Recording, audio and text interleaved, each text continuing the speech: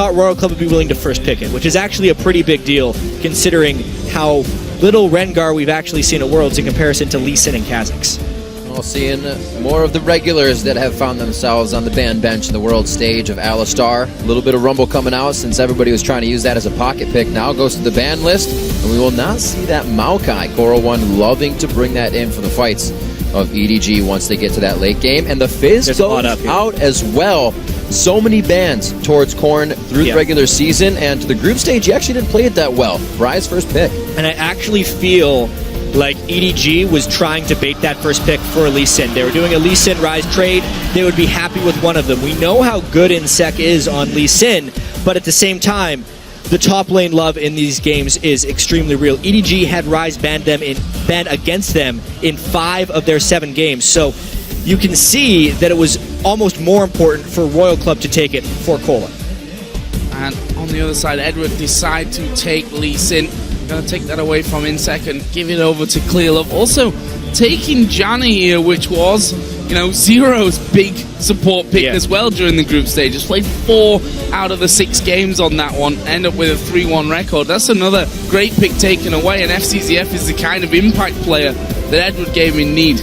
Absolutely. And just looking at these pick and bans, they're fast, obviously, but we kind of have to think back to that first group stage. What were the big picks in those groups? Because they were much different than the big picks in groups C and D.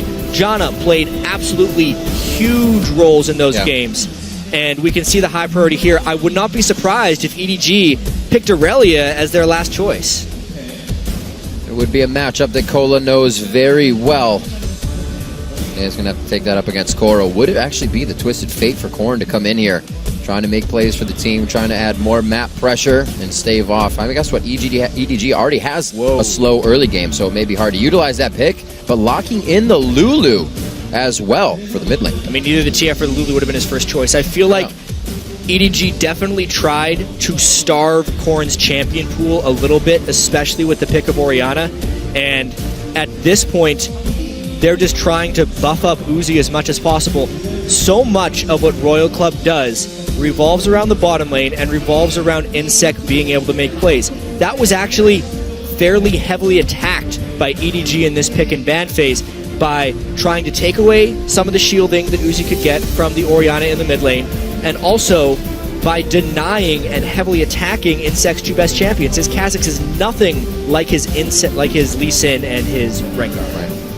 So we also saw the Lucian picked up here for Uzi. That was actually only a single pick from group stages, but there were 2 bans on it as well, which just goes to show how much of a priority teams put on making sure that Uzi didn't get that champion. For Edward Gaming, they do decide in the end to lock in the Kale. So that's going to be going straight up there into the top lane, with Koro will be a first pick for him this time around in Worlds. I mean, these teams are who we thought they were. Name is getting a lot of shielding. That's a very late game type team composition.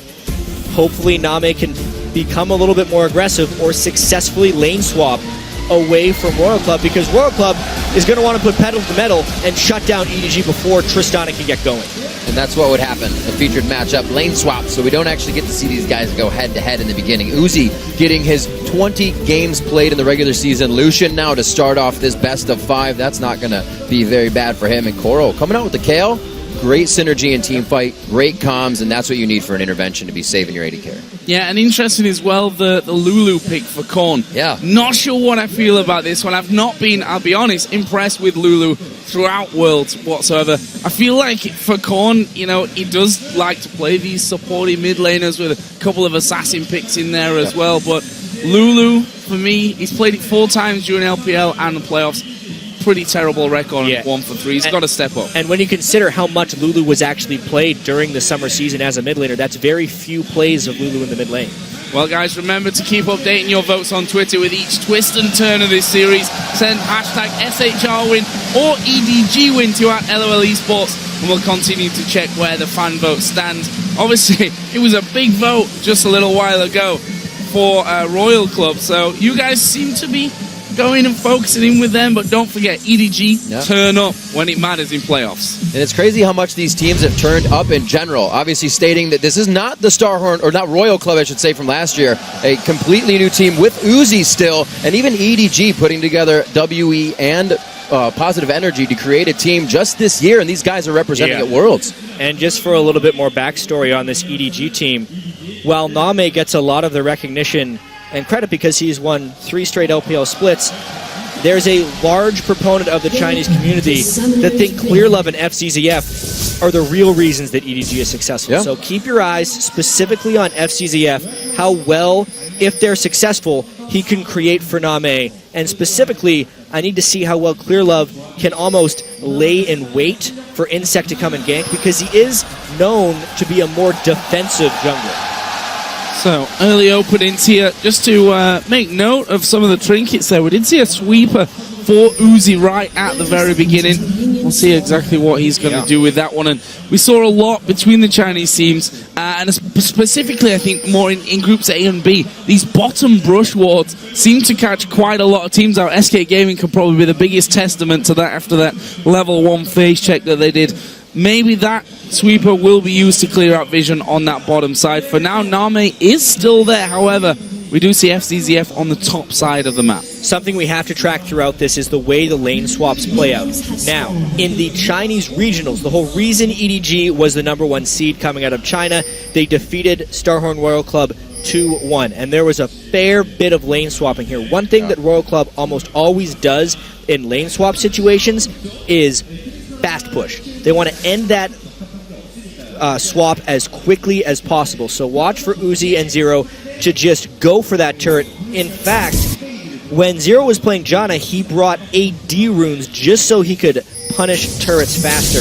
Doesn't look like he's done it this time, but they're definitely looking to go very aggressive. And actually, they're trying to get 3-buffed right now. Oh, the last auto attack almost coming in the way they wanted. Korn might meet you on the other side, but it goes to you in the beginning. Geez, I got all wrapped up in the lane swapping situation. We didn't see the incredibly aggressive move that EDG just pulled. They're getting blue buff to Orianna while stealing the enemy blue. Guarantees that Insect's behind early on in the game. What a fantastic start for EDG, since they really just want to survive Insect's early pressure.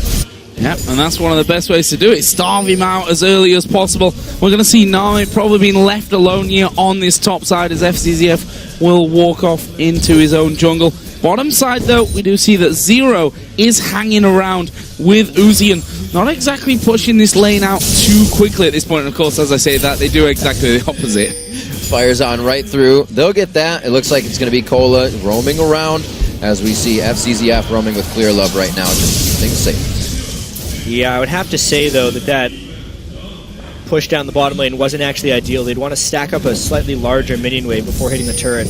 And interestingly enough, I almost feel like this is from past experience against Royal Club and how they didn't actually do that well when they decided to just freeze versus a push. They're doing the push as well.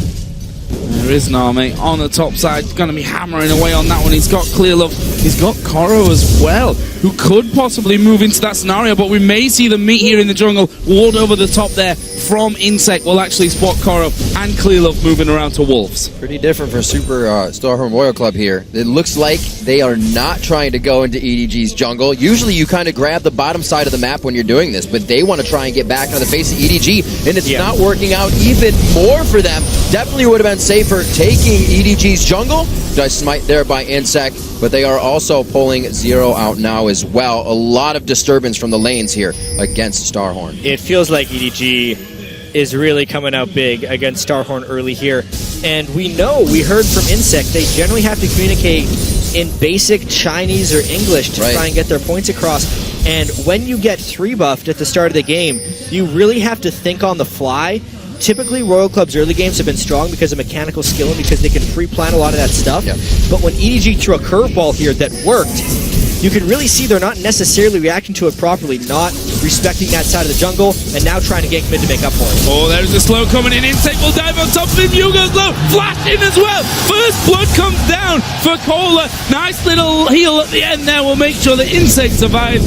First blood to Royal Club. And that's one way to do it. Just burn all your flashes and just go and kill the mid laner. That's what happened there. They burned 4 summoner spells, for that kill onto you. However, it will give Corrin some breathing room in that mid lane, and in particular, finishes that tier for Cola. Finishes that tier with a blue buff revolving around him, so he'll be happy to fill that up right quick. That early blue buff you did not get to use. Refresh now onto Cola. Bottom lane does get taken out. Starhorn up 1.4 thousand gold at 5 minutes. This top turret is going to be falling as well then, so they'll level things up on that front. Leaves Royal Club up that gold. If you look down the AD carry, since they're now going to be going home to buy, Uzi left the lane first, will be picking himself up the pickaxe and boots, plus a couple of pots. On the other side, seems to be a almost mirror image. Yeah. Pickaxe and the boots added into the Doran's blade for Nami. I completely agree with Name's build choice here, especially because they're having a good chance of having to swap back into Lucian. Yesterday, we actually saw Deft go Avarice Blade first to get Lucian and proceed to get about 50 CS behind Sneaky because he was powered up Lucian. You have to go pickaxe on Trist if you're going to be laning against a Lucian in that matchup to actually be able to have a hope of trading. And that's what Name has done here because it's going to be tough anyways. Especially against Uzi. We'll see how much they try to match up. Now a level behind. He just gets that. Name now to 5 and 5 on those levels in lane. Support's about to meet here. And we do have Clear Love on the bottom side of the jungle. He may try to get Name going just a little bit. They have the wards, but they're pushing up the lane quite hard. They may not have the pressure. Royal Club don't have the wards, so this is interesting. And that bottom side completely open for EDG to be moving through. That Tribush will be an easy push around and see Howling Gale comes through, but actually Clearlove deciding not to come down into the lane. And, you know, there were a lot of whispers, and I can say quite a fair bit of criticism for Clearlove as well, in the fact that he spent a hell of a lot of time farming and not hitting his lanes. The thing is, that's almost always how Clearlove has played the game. He likes efficient ganks, he likes safer things that have a higher percentage chance of working out in the long run. That's the way EDG plays. They just think about the long game. They don't try and take risks in the early game, which a lot of people credit their success to. They think because they're consistent, that's why they're able to win so much in the LPL. And it's also one of the biggest criticisms, because they're consistently passive, the best teams get to take advantage of them. However, they did beat Royal Club 2-1 in that regional, but it was close. 2-1 in the regional. Seasonal games going over to Royal Club. That aggression in the bottom lane coming from Uzi now. That turret's already down, so there's not much safety for Name and FCZF to fall back to. We'll see them backing now. A little bit more pressure towards the top side here. They want this blue buff due to the loss of the last one. I really do. Oh, it's Corn. It's just Corn. It made us think he'd stolen it away from guys. It's just their solo laners actually taking that blue. In the end, because they were able to pull off that gank in the mid lane, World Club came out of that lane swap really well. They're able to bully back Name a little bit, and Ryze is getting a fantastic freeze over in the top lane. Plus, they're able to exert pressure now with Uzi's advantage. This is the game Royal Club wants to be playing. Here we go. Now I can get excited. They're pinging their blue buff. This is the point where they're going to steal it away. Warded out pretty well, though. It looks like they're just forced to mill about around the dragon. Already warded here. Uzi's going to walk through a ward as he returns to the bottom. Got to break this freeze. That freeze he's going back there. He doesn't want to give Name too much free time. He's got 76 to 60 right now in that CS lead, so keeping that would be grand for him. Tier still stacking in the top lane. No pressure towards Cola. Could come in and be a big teleport threat soon. And another thing that really surprised me, Uzi really pushing out, and I guess it's kind of typical of Uzi this, he's way past the halfway point of that lane with absolutely no wards whatsoever in that river. Fortunately for him, Clearlove, as we said before, tends to farm a lot more and has not come down to this bottom lane. Finally, Zero will join in, but he himself, no Sightstone up until now. Actually went straight into those boots of mobility. That is not all that uncommon for Zero to do. And Uzi, in particular, plays heavily on his own instinct. Sometimes that gets him into trouble, but it also allows him to pull off some miraculous plays. At that moment, just because of the last time he'd seen people on the map and the vibe he was getting from Name, he thought it would be safe to be up past that halfway point, and at the time, it was safe. This looks pretty unsafe. Flash to Zero. Pressure gained there by EDG. How are they going to use it, though? Name pushed up quite far himself. Uzi takes that chance to get a few pop shots in. Lanes are quite even now as Cola gets himself back up to where Koro was. He was about 20 CS behind, but EDG is not going back to that top lane. We'll probably see Koro float there now, but he's missing out on quite a few CS. Yeah, it really seems like they're going to be using that top lane to go for something like Dragon. However, the vision control is pretty lax. I'm a little surprised how heavily EDG has pink warded the top side of the map at the moment, especially since they had kept Insec a little bit down at the start of the game. But Dragon actually doesn't seem like the biggest of contestable objectives here, which is a bit surprising. Let's see. That lane now pushed back out. I think that means Nami going to go back to base. Spend all that cash. That mid lane, obviously, Lulu, Orianna matchup. Both of them going straight into that Athene's Unholy Grail. Just see Nami did get himself BF sword. However, bottom lane recalls. Is this going to be Royal Club starting off a Dragon? They only have 2 there. In fact, Insect did already start to back away and now recall from the Tribo. So no start on that side of things. However, EDG have seen them now recalling. That pink ward isn't, unfortunately, not quite far enough in to see the ward. That's the trick, seeing around that Dragon wall. See the same thing with Baron, being inside or outside. Right here, though, there is a big jungle item mismatch. Clearlove senses the ward, actually, just because of the way the lanes were reacting here. He had finished his Lizard Elder when Insect went back to base. However, because they were slow on the collapse, possibly playing pretty passively, they may actually give time for this collapse to come down. Kale teleports, will Rise follow. Teleport straight down on. They have quite a bit of fight to bring to the table. Calling from Uzi on the other side. Whoa, Name jumping right in. Knows he has the safety of Yu right behind him. Yu is actually very low on mana, so how much more can they fight this? Clearlove going straight in, and he gets eaten alive by Insect. They're going to want this fight. Back and forth. Koro falls down. Not even using intervention in that fight. It's going to be FTZF now getting hit up. That's another kill for Korn. Uzi takes the safety off, and he drops FTZF in the bottom lane. Name's forced to run. It looks like they want the whole thing. The bubble hits, and he's in trouble. Going down as well. Almost the full ace. Clearlove's already spawned. It was a full ace, except the fight took a little long and was so early in the game that Clearlove was able to respawn. That was just a completely botched fight by EDG. Not only did they wait too long to start the Dragon, when they did start the Dragon, they took damage from it and faultily committed on a fight where they could not follow up onto Clearlove. The flank was happening as Clearlove went in. It's almost the polar opposite of what you would expect. You would expect EDG to have the right type of teamfight communication. You would expect Insect to be the one that goes in too far, but it was actually Clearlove. Let's see this again. I can't believe he took this. I can't believe he got that bad of a Lee syndrome.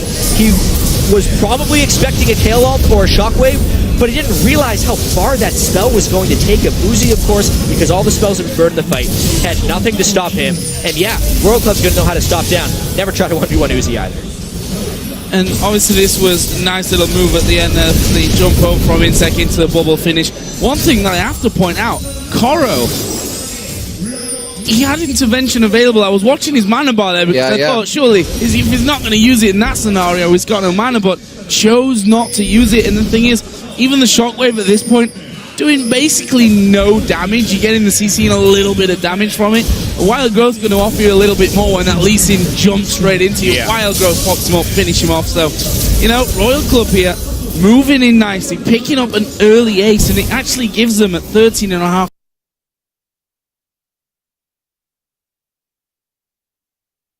minutes a pretty sizable lead. And EDG is known as a team who plays the early game generally in a losing fashion. In all 3 of the games they played against Royal Club in the regionals, they were behind in the early game. However, this is a very big disadvantage. This is not just playing a little bit slow. This is getting steamrolled at the moment, and they have to make something pretty big happen if they want to continue to stall. EDG definitely feeling the pressure. You hear the community talk about Clearlove not going as hard as he does in his regular play, maybe getting under his skin a little bit. Now he just goes a little too far for the team to respond as well. Are they going to defend their inhibitor turret? It's a Kale and a Janna trying to defend this. Uzi kills turrets so quickly at the moment. They finally have to send people back. Pretty crazy stuff here. Royal Club starting off game number 1 with a big lead, and you know, we look to EDG and we say they are the most careful out of the 3 Chinese teams, and usually that Dragon fight there, I think if any of the Chinese teams were to just leave it to back away, it would be EDG normally. Yeah, that that's one typically was what I just expected. seemed to be completely off, and it was funny because we heard from EDG in the pre-game video saying this is a team that doesn't speak one language. They have to use smart pings. They have no synergy. But that's exactly what EDG just looked like. Clearlove diving all the way in. And what is the last thing, in my opinion, you want to do against a team that has trouble communicating? Give them a 5v5 fight where they can all just rely on their mechanics. Split them up, split push them, make them make split decisions. That's what EDG was doing early on in the game. But we also have to keep in mind, during the group stages, mind you, they played 7 games. EDG had more dragons than any other team, right? It is in their DNA, basically, to try and control dragon. That's one of the ways, since they are typically a fantastic team-fighting team, that they pull advantages. It's just the team-fighting synergy did not show through in the slightest there. Well, they have to hope it does play out to late game. Starhorn Royal Club able to grab 10 out of 10 Barons throughout the group stage, so it may not get easier as we even get to the late game. And speaking of the late game, we're approaching 20 minutes. For teams that play slow, I always love looking at the goal at 20 minutes. How often does that team hold leads? How often does that team come back? And even though EDG is known as this slow team that plays from behind, they didn't have any come from behind victories in the group stage. They actually had a gold lead of close to 3,000 at 20 minutes against EDG or against AHQ and lost that game. So EDG actually has just been pretty porous in the late game so far here at the World Championship. Let's have a look down a couple more items now after that dragon and that last fight and that inner top turret. You see for Royal Club, that Infinity Edge of Uzi is done. Zeal in there as well. Rod of Ages for Cola. Brutalizer in the hands of Insect. On the other side, Name got a little bit of everything, not quite finishing off either the Shiv or the Infinity Edge. There's a Shockwave that, well, just completely off, really. Trying to hold on to this turret, but just not enough damage, and honestly not in the right place either. No. Fortunately, Insect took a fair bit of damage, but the heal from Kha'Zix and the heal from Nami is just rounding him up for the next push. All this is happening while Cola is really farming wave on the other side. EDG is in a whole world of trouble right now. Their initiation is gone. Not even being able to stand at the turret. Good shields coming out of Korn. Quite powerful off of that 2 kills. Double kill in the beginning. And now Cola to split push the bottom lane. Really changing up his playstyle as well. A guy who loves to fight. And he looked pretty rusty on Rise coming into the group stages, but he has started to play it at that maximum level. And he'll back off now, stacking the tier. Rod of Age is already there, having a great game. You're right, pretty heavily criticized. Only a 2.92 KDA on 4 Rise games during the group stage, but it helps when your team gets a 5-0 at the Dragon fight as soon as you TP in. And also it helps when the enemy EDG team didn't lane pressure in the slightest. They have a Kayle Lee Sin, because they did the lane swap back around 6 minutes, and they just never tried to shut down Rise when he just had his tier. He got the first blood tier, so he's had that easily from the very start. His vulnerability has never been attacked.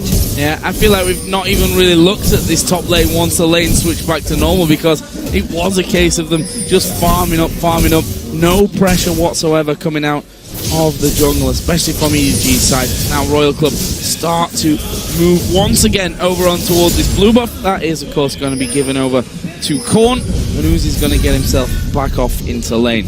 Name has finally completed one of his items, went in there for that Shiv first, as Royal Club moves back to the Dragon. Soul Stealer has come out for 0 as well now on Janna. Sorry, on Nami. It's normally a Janna item 4. Yeah, that's why we're expecting it. He was building it almost every game. The Nami pickup is still potentially good. If he gets a few stacks, it gets efficient very quickly, and with the likelihood of some more team fights in this game, knowing World Club's propensity for just grouping up and daring the team to fight them, it could end up paying off. Uzi must feel good right now. Actually has wards behind him this time with a bunch of teammates. Nami trying to get it clear on, as we said, rushing that static Shiv. They'll be all right at these turrets for now, but the bubble coming out doesn't look like Insect will take that. They don't have all the vision they want for this aggression, but they're still able to just draw EDG away from everything they're needing right now. Yeah, it's just a repeated series of events right now for Royal Club. They have Rise off split pushing, they're sieging turrets with Uzi, who is continuing to crush. And I do actually want to touch on the Soul Stealer a little bit more, because so often I hate the Soul Stealer vibe because the Mikhails would just be way better in a situation. Right. But I look at the EDG team, there's really not much that they'd want of Mikhails out of all of this. maybe you'd want to try and build an Aegis, but I can see the extended benefits of having more P on Nami. I actually really like the Soul Stealer in this situation. So we're about to hit 20 minutes of this one. Yep. And it is a solid lead for Royal Club. Uzi continues to build up now with that static shift. Got a solid almost 40 CS lead as well as that 1-0-2 scoreline. The kills have been spread across the Royal Club board as well nicely. Yep. 6,500 gold. That's not the standard, oh yeah, we're just a late game team. Guys, let's weather the storm here and continue on. They actually kind of have to make a bit of a play or just hope that Royal Club stops killing turrets, stops taking dragons, stops taking their jungle. And the problem here for EDG is they don't have the greatest ability to catch people either. Maybe they can land a shockwave, but even then that'll expose them to a lot of counterattacks. Zero really just not even letting him farm. Little hasty on that tidal wave. I guess it burns a flash though. Nicely done, putting the fear in him. We'll see Koro still somewhat stay in lane. He doesn't have much to farm up there, and also the wards now, the pink wards for Royal Club being placed a little bit deeper and deeper into the jungle of EDG. It's going to be even harder for them to be at home in that side. 35,000 to 28. Royal Club very good at controlling a lead and just keeping it going throughout the game. Also got to point out the Captain Boot special from Zero. He did that most group stage games. The extra move speed, it's going to grant an already quick Royal Club team in and out of fights will be pretty critical. And now it's all about this Baron control, trying to get catches in the jungle. EDG is just on the run. Oh, the slow comes down. Clearlove not going to escape that one, and reaction was pretty slow. He almost walked into the bubble right at the start. Clearlove will go down for the second time in the game, and now EDG, without vision directly on Baron, might be forced to face check through to get some of their own vision down. Actually, there was the scrying orb used from Name just to get sight of what's going on, but Royal Club, they've already started Baron. If I know one thing of an insect, it's that he doesn't mess around. So he's going right for it and saying, fight me, I know you can't steal this away because we just killed your jungle. Standing here is one thing they can definitely agree to communicate on. Zero taking a bit of damage from Koro on the backside. He's forced to blast into the pit. They're stuck in with Baron. A great shockwave from Unstoppable. SCZF doing what he can to get the Monsoon out, but it's not healing anybody. Uzi now trying to get Name inside the pit. He's, though, taking the Baron damage, and it actually takes him down in the end with the help of Koro. And Royal Club, they did get the Baron, but that is not a Baron that stays on them for very long. What a terrible call right there from Royal Club to stay on the Baron. They used Wild Growth while in the Baron pit just to take more damage for Baron instead of using it for the fight. That's exactly what EDG needs if they want to try and shoot back into the game. Thank God for them that Uzi was able to finish off the Baron with his Lucian damage, but EDG, they're back in the game right off the bat. And there's a teleport from Kohler to a tower that was quite clearly going right down, and just like that, EDG bounce back in this game. What are they going to be able to do now, though? And that may have just scared Royal Club a little bit. It was a decisive call. It might have been a wrong one, but they did stick to it as 5. Obviously, it cost them completely. But at least they didn't split up on it, and can maybe argue from that they're all on the same page. If it's not, it may be even just a bad page. Hey, it's a pretty bad page here. They stuck to the plan, but it allowed many kills to fall to EDG. Even just Lulu ulting the Rise before the fight was a little curious. Name, nice jump off the back of the pit after Uzi was able to pick up that Baron. If he hadn't done that, that would have been, instead of a 5,000 gold lead, about a 3,000 gold lead after that. Even now, EDG is still going to play on the back foot for a little while, but that's exactly the type of break they needed to come back in the game. And we talked before about kind of one of the differences of Chinese games and how they like to group up as 5 and just kind of go for things. They also like to play off of instinct more, and they're much more willing to take a high-risk play. However, this was a situation where a high-risk play is completely unnecessary. So a lot of times in even games, they're willing to take those plays because at least it's them deciding what will happen. This was just really showing through their lack of communication. Uzi being very aggressive, not locking down the Sonic Wave. Clearlove missing a few this game, still trying to pursue a good slow from Insect here. A little bit of rotation from FCZF and Korn, but I don't think they'll come all the way down on this one, and that is staved off for the time being. But Royal Club still trying to create pressure everywhere they can. Gets the intervention out of Koro, so Kola, a little bit of a victory there. Running low though inside his own jungle. Royal Club here does have the timing from the dragon domination that they've really had in this game. Will be taking it once again. So it gives them a bit more gold back. You can see 3 out of 3 dragons. And that Baron only just, albeit after Uzi was able to just finish that one off. Double pink ward right on top of each other. That's, I guess, another slight miscommunication really from Royal Club. Really seems like it. I wonder what type of tilt we might see from Royal Club here. Obviously, everyone did stick to the plan. So we know that they can still play together, right? Is that Insect would make the moves, kind of unrelenting aggression, and if the team follows, sometimes it went well. Didn't work in the beginning. It seems to be faltering a little bit here as well, as EDG took control of that Baron. Yep. We saw that 70% kill participation from EDG in on the analyst desk. In their group stage in the upper bracket finals against OMG, 4 members had a 70% kill participation. So these guys are still a team to be reckoned with once they get into that team squad, once they get together around these objectives. I don't think that Royal Club are necessarily, bad at team fighting. No. More of the fact that EDG have the upper hand. And, we saw it in that last one that, yes, they all were on that same page. Yes, it was a bad call. But they were fighting inside of the Baron pit, still going for the Baron, using abilities, ultimates even, to keep themselves more protected to fight the Baron. So, just not a good call across the board. We'll move on from that one, though, and see how Royal Club start their push, because they are still ahead here by a good chunk. There's another tower going their way. And it's just a big reset button for a lot of this game. You look down, it's still a turret advantage because of that last one, and a 6,000 to 7,000 gold lead. However, the stall potential is just much lower right now as far as how long EDG would have to last. We just saw Koro fighting in the jungle against Cola, uses intervention, now using his flash to get out of that one. A lot of pressure from Royal Club, and they are not stopping here. Just regular abilities here and there to make sure EDG is always thinking twice about what they want to do, and usually playing reactive, which causes them to fall behind. And the power level of Royal Club right now is still absurdly high. Look at how much Korn was able to take out of Korra right there. Rise has his items, plus Uzi gets the help of Korn's giant ability power on Lulu if we do see a fight in the open. And that Lich Bane's coming next, so it makes the tower shredding ability more impressive. We've got just less than 2 minutes for Baron number 2 of this game to be spawning in. We'll see what Royal Club do, whether they are a little scared away from that last attempt, or whether they just keep it going, because they still do have an 8,000 gold lead. Compare some of the items. Last Whisper came out from Uzi after finishing off that Static Shiv and Infinity Edge. On the other side, though, not all that much armor to break through.